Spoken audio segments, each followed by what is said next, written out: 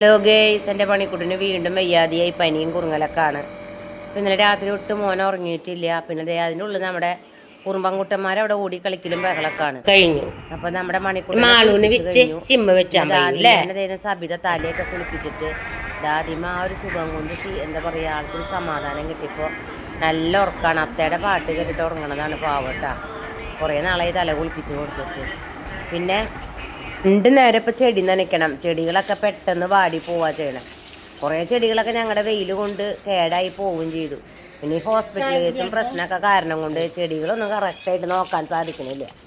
അപ്പോൾ അതേ പൈനാപ്പിൾ ഉണ്ടായിട്ടുണ്ട്.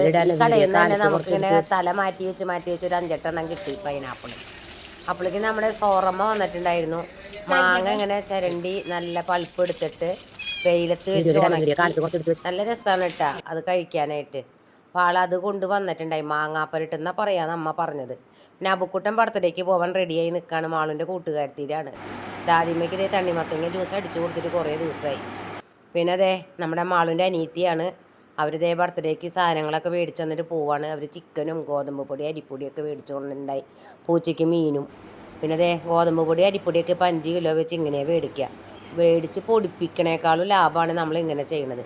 പിന്നെ കുറേ സോപ്പും പൊടിയുടെ ബക്കറ്റുകളൊക്കെ ഉള്ള കാരണം കൊണ്ട് അതിലൊക്കെ ഇട്ട് വയ്ക്കും. എന്നിട്ട് പകർത്തി നമ്മൾ ടാങ്കിലിൻ്റെ ടിന്നിലിട്ട് വയ്ക്കും. അപ്പോൾ ഇത്രയൊക്കെയുള്ള ഇന്നത്തെ വീഡിയോ. എല്ലാവരും സപ്പോർട്ട് ചെയ്യാം.